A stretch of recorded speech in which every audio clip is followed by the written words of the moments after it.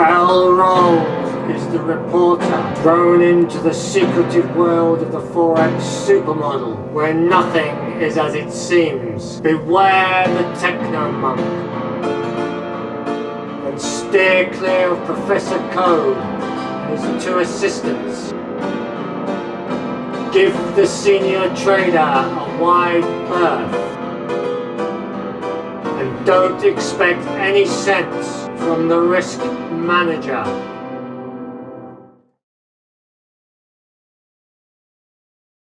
Good morning, I'm Professor Code and this is the weekly review for Monday the 29th of the 3rd to Friday the 2nd of the 4th 2021. I've written the weekly flows up to get us underway. So over the period 29th to the 2nd, then euro dollar minus 31, so that means over that period the euro dollar as an FX pair lost 31 pips or points, euro yen plus 80, euro pound minus 49, pound dollar plus 45, pound yen plus 174, and the dollar yen plus 96. If we look at the flows, then we've got a negative unopposed driver with a neutral caveat there. I'll talk about that in a minute, at minus 350. It's neutral because the ROC which is the euro, is at 0, which means that the complex as a whole moved nowhere over the week, and we've got effectively we've got front and backdoor flows going mainly into the pound at plus 268 and into the dollar at plus 82 on activity of plus or minus 350. So over the week then, basically we had a weak yen which was driving, and the opposing positive flows were going mainly into the pound, a little bit into the dollar, and the euro basically went for a ride either way and locked at 0 or neutral position. So we're going to stop it there and write up the daily flows, so don't go away. Right, welcome back. I've written up the daily flows, so let's have a look then. So Monday, the first day of the week, the 29th of the 3rd, we had a positive opposed driver in the dollar at plus 58, front and backdoor flows mainly going out of the euro at minus 52, out of the pound at minus 51, and the yen was the positive rock at plus 45, activity plus or minus 103. Notice these are very balanced flows. We're going to rattle through these and then do the analysis then. So Tuesday, the 30th, we had a positive opposed driver in the dollar at plus 128, front and backdoor flows mainly coming out of the yen at minus 124 and out of the euro at minus 53. The pound was the positive rock at plus 49, activity plus or minus 177. Wednesday then, we got a negative driver in the yen this time, minus 188, front and backdoor flows mainly going into the pound at plus 153, into the euro at plus 53, and the dollar was the negative rock at minus 20, activity plus or minus 208. Thursday the 1st to the 4th, we got a negative opposed driver in the dollar at plus 109, minus 109, front and backdoor flows mainly going into the euro at plus 90, into the pound at plus 89, and the yen was the negative rock at minus 70, activity plus or minus 179. Finally, Friday, the last day of the week, the 2nd to the 4th, we've got a negative opposed driver in the euro, at minus 33, front and backdoor flows mainly going into the dollar at plus 27, into the pound at plus 18, and the yen was the negative rock at minus 12, activity plus or minus 45. So just looking at that then, you can see that we've got lots of swinging around as usual during the week. Monday we had the dollar driving positively excuse me. Tuesday again we had the dollar driving positively, and then suddenly we had this yen weakness appearing on Wednesday. The yen was negatively driving. Then the dollar going from positive driver Monday and Tuesday to the negative driver, opposed driver on the Thursday. So you've got dollar weakness, and then it swings, back a little bit in terms of it's the positive secondary driver, but the euro then is the negative opposed driver on the Friday, albeit on relatively low activity. So we're going to rub it off there and then do some analysis. Right, we're back then. So let's just remind ourselves what happened during the week as a whole then. So the flows for the week, the 29th to the 2nd of the 4th, basically we had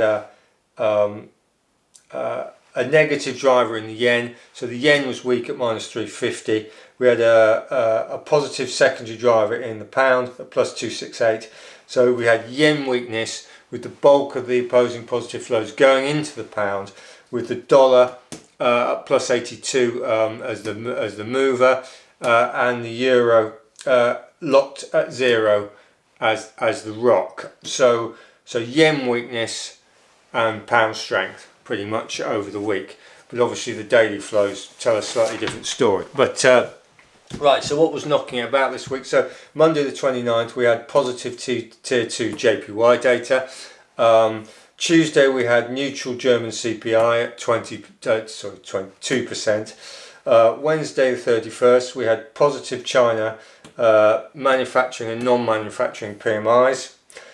We had positive GBP GDP, and we had soft to neutral Euro CPI. We also had later on we had the Biden infrastructure speech. This is this 2 trillion with a later 1 trillion added infrastructure bill, paid for allegedly through increased corporate taxes, which will never happen. It will be printed, paid for by the printing press. And Thursday the 1st we had soft AUD trade balance, soft euro retail sales, and positive ISM in the USA.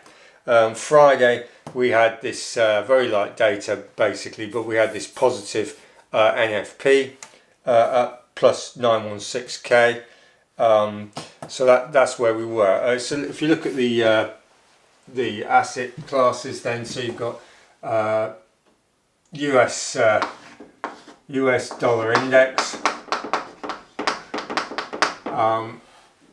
Basically, you've got this sort of situation.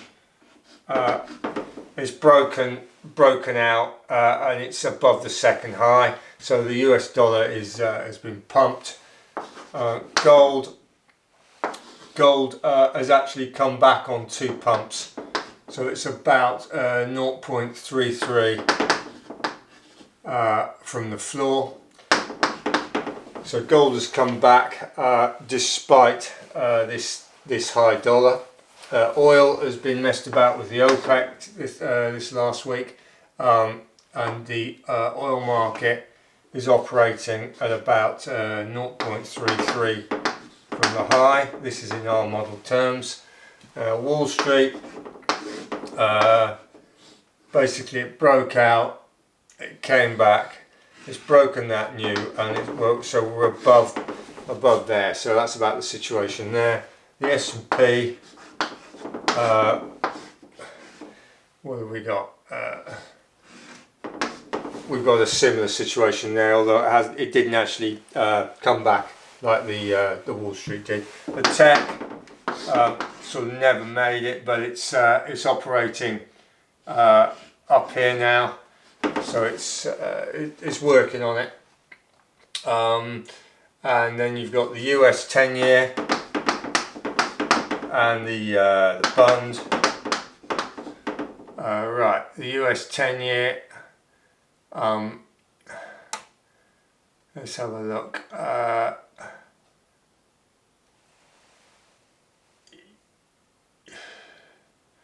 What have we got? It basically looks like this. It's come back a bit, so its yields are this is the price. So its yields are strong, but they've come off, and the bund is likewise in this situation. The bund yields are relatively higher, so European yields are relatively higher than US yields at the moment, and this has had a bearing on the euro dollar to a certain extent, although the positioning is quite interesting on the euro dollar. Anyway, we'll talk about that later. Copper, as we know, it's had this 1, 2, 3, 4, 5 pumps. Came back to the second pump, it went back to base camp, and it's messed about. It's still at 1.75 from the model floor. And finally, US steel, worth a look at. That basically was sold off at the double top.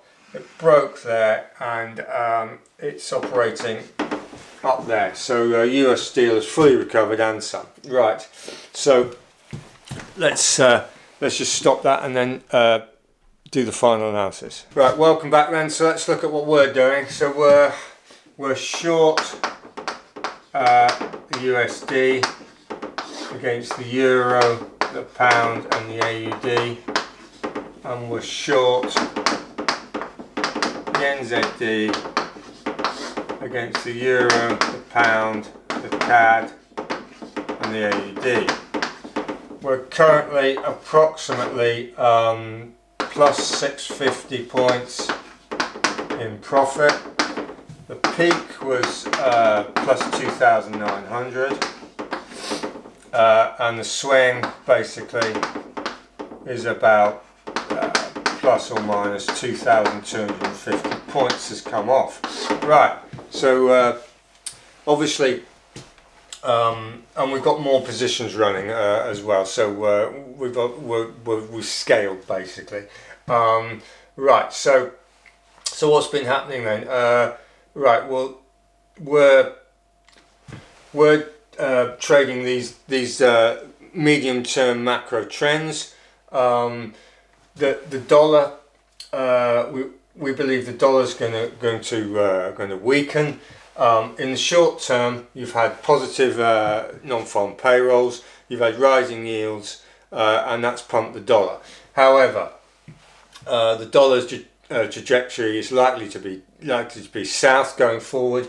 Like I said, the US situation is debt fueled, and you've got this stimulus bill.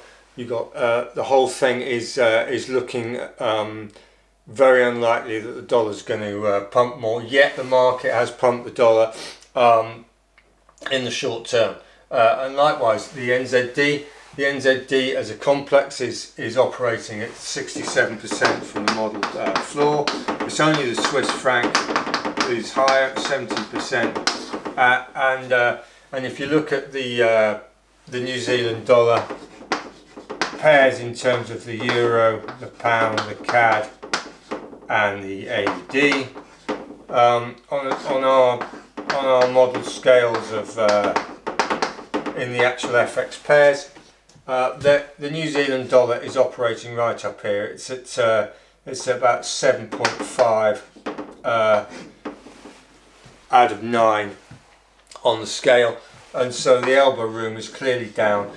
You've got the AUD rates decision early next week, and you've had the Easter holidays with thinner liquidity. Basically, the market has just drawn.